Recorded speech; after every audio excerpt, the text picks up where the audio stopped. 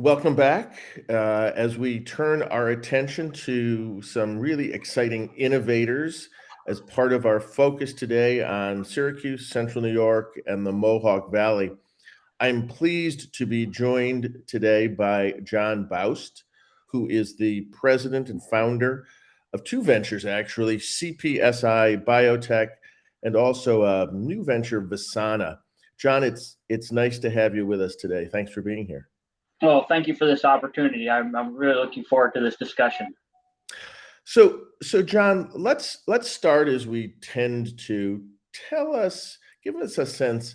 What's the problem, John, that you set out to solve? Well, I think the problem is really simple. What we're looking to address here at Vesana Medical is cancer, specifically bladder cancer. We're developing a new approach, minimally invasive approach for treating bladder cancer for the hundreds of thousands of individuals diagnosed annually in the U.S. alone with the disease. The treatment options are fairly limited and, if you will, more traditional with your chemo and your radiation and some surgeries. And there are a lot of individuals that are very reluctant to undergo chemo. There's a lot of side effects and challenges associated with the different therapies out there. And so, we're addressing this by developing a device, a tool, a catheter that is used to basically go in through a cystoscope and target the cancer in a very quick and, again, minimally invasive procedure. So this sounds to me like a kind of radical departure from the current forms of treatment. Help me understand the thinking behind this approach, the development of this product. What brings you to this space today? Absolutely. So the specific approach we're using is cryoablation, or freezing tumor cancer cells in place in the body. It is a well-established approach and procedure for treating a number of different cancers, prostate cancer, breast cancer, even diseases like cardiac arrhythmias. There are a number of large companies that have devices and probes and catheters out on the market for treating these diseases.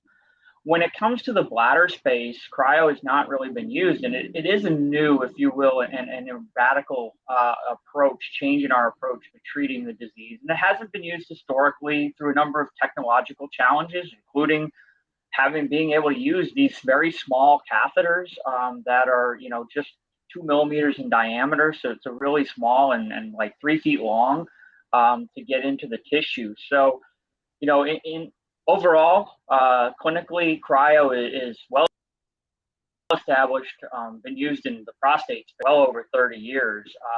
But yeah, now adapting and through technological innovations that we've made here at Vesana and with the development partner CPSI Biotech, it's opening a whole new potential treatment path for patients for treating bladder cancer. Can you give me a sense, bladder cancer, what's the magnitude of that problem? Well, like any of the diseases, there's about, in the U.S. patient-wise, is about 225 to 250,000 patients a year. Deaths a year from bladder cancer. So it's quite it's nowhere near as large an issue as, say, you would see with prostate or breast cancer, which get a lot of press, a lot of coverage with the hundreds of the millions of patients diagnosed annually. But on the bladder side, it's a very significant population. Like any of the cancers, you have the disease states that go from T1 to T4 disease. The early stages are very treatable, but when you get into late stage disease, as with many cancers, the mortality goes up quite significantly, issues with quality of life. And so, development of new, more effective, more personalized treatment options is really something that has not happened in the bladder space, especially from the therapeutic tool ablation side of things. And so, we're kind of breaking new ground in many respects for this disease state. And spend a couple minutes, and I'm curious to know about John Baust. You're a Cornell grad. You're Mhm. operating in Owego, New York, not to be confused with Oswego, Atisco, Oswego, all of the O towns across upstate New York. Not a well-known hotspot for life sciences innovation. Give us the story of John Baust. How do you end up here? What's your motivation? Well, I ended up here because I grew up here. So when I was coming into junior high, my father's a university professor. We were living in Houston, Texas. He was on faculty biology at U of H. Came to Binghamton University at the time, SUNY Binghamton. Took a faculty position. So I went to high school just up the road from Owego in Candor. As you said, I did my undergrad at Cornell University. My PhD at Binghamton University. Then I left the area. I moved to Boston for 2 years. I was at Harvard Medical School doing a postdoc, and got a taste of the city life. Had an entrepreneurial spirit. My professors at Binghamton University was very entrepreneurial in his laboratory, and so I was exposed to industry. Kind of got that bug. Instead of going in academia, wanted to go into industry. Didn't want to go large business because I didn't want to become a cog in the wheel. I wanted to really make a difference. So came back to the area from Boston and founded CPSI Biotech. Recruited a couple friends from graduate school, and we started down the path of this cryobiology, low temperature biology research and technology development. And fast forward to where we are today, and we have a new device, a new platform, a new catheter for treating bladder cancer, and are really excited to move forward. So quality of life and familiarity with the area, and frankly, getting tired of living in a city is how I ended up back in this area. Well, yours is a story that frankly we hear from other innovators, folks who have spent time, many of them like you, in some of the nation's kind of well-known premier tech hubs, whether it's in Silicon Valley or certainly in the life sciences space in Boston, Cambridge, and have decided to either come back or to relocate for the first time in places like upstate New York, like Owego, just outside of Ithaca and Binghamton. Um, are there particular challenges as wonderful as the lifestyle may be in Tioga County? How do you connect with the rest of the larger ecosphere in a rural community like that? It is tough. I'm not going to sugarcoat that. To stay connected, I mean, we are in a way centrally isolated when you go into life science, biotech, medtech here in the southern tier. Um, and so there are challenges, and you know, at one level, COVID has been both a curse to the world, but also a blessing to businesses in a way like myself, where now using information technology, Zoom, or any other type of online meetings, people are much more used to them. And it's a much more appropriate way to do business than it was, say, 4 or 5 years ago. So, that's been able to help us connect more with other companies, other contract manufacturers, researchers, and the like. But there are certainly challenges to being in a remote area. Raising money is very difficult, and investors like to be in their sphere of where they live, whether it be in the city or upstate or other tech centers. So certainly challenges, but there are ways to navigate it. And like a lot of professions, and you touched on it. I think it just comes down to a choice of lifestyle. What challenges do you want to face? Do you want to be in a little bit more active area where it's easier to make those connections, a stronger ecosphere for your business, or do you want to be in an area where you can go for a walk, and a hike on a trail or in a field, or just go sit on a park bench and enjoy life a little bit more while you're working. And so, yeah, again, there's certainly challenges in the rural, more remote areas, but the trade-offs, quality of life, cost of living is fantastic. Can't even with the price of gas going up these days, certainly, we're, I don't know, a fifth, a tenth as expensive as living downstate. So, there's certainly a benefit there. And tell me about your vision for both CPSI Biotech and Vesana. Mm-hmm. Fast forward us 2 years, 5 years, 10 years. Where do you see your entrepreneurial ventures headed?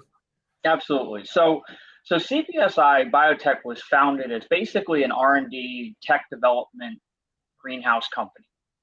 Thinkers, developers, innovators come up with an idea, come up with a prototype, and then move that prototype off to, say, another strategic company or investment group or something to develop and commercialize. Stay on the innovation side. With the shift in the ecosphere and the business landscape over the last 5 years or so, we've had to adjust our business model a bit at CPSI. And what we've done is now started forming these focused, I'll call them focused spin out or spin off companies. Vesana is a great example, or is a perfect example of taking the technology that was developed over the last 10 years at CPSI Biotech and focusing in on bladder cancer and upper urethral cancers that need a treatment. One company can't provide a whole suite of solutions for, say, cancer, all different types of cancer, unless you're Medtronic or Boston Scientific or some, mega corporation, Johnson and Johnson. As smaller companies, you've got to focus. Every disease state has its own, physician group you'd be calling on, has its own regulatory paths, has its own challenges technologically and economically and the like. So we use now what I like to call a hub and spokes model of, if you think of CPSI as the, technology development R&D arm of, basic science, basic engineering. And then when you hit a critical point, say you've completed a prototype testing or development or completed a preclinical study, then that technology moves to, in this case, Vesana. And Vesana's sole purpose and focus now is to get from the prototype stage through FDA regulatory approval into man and commercialize the technology in an accelerated fashion. And John, we at MedTech spend a lot of time trying to promote connections, collaborations, cooperation in the larger ecosphere. And I'm curious to know, have there been particular connections or collaborations that have been meaningful and important to you as you've grown CPSI Biotech? Absolutely. So, the first answer is yes. We're back here because of my connections to the area. We're back here and we're in Owego for my connections with Binghamton University and Cornell. Again, Cornell is an alum, heavily involved up there and on the athletic side of things primarily. And Binghamton on some research side, my advisor, Dr. Van Buskirk at Binghamton in the biology department, he works with us now. When I came back, he, with his connections and the department, worked to help us as a mentor in many respects to develop the company. And, he has continued and been working. So I've been working with Dr. Van Buskirk now for about 20 years when you add everything up. And then, of course, my family's here. And my father's also on faculty at Binghamton University. So then there's, been connections there that have helped out. And so that's, really, we've used one-on-one mentoring, I would say, from the different faculty connections at BU to help us move forward. Well, John Baust, listen, again, with so many of these conversations, it feels like we just get started and we press up against the end of our time. I do want to make sure that folks who are interested in learning more about CPSI and Vesana can reach out to its website, which is cpsibiotech.com.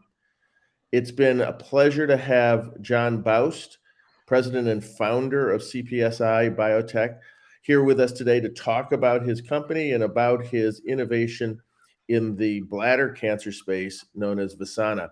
John, thank you so much for joining us today. And thank you for having me, Lynn. It's been my pleasure.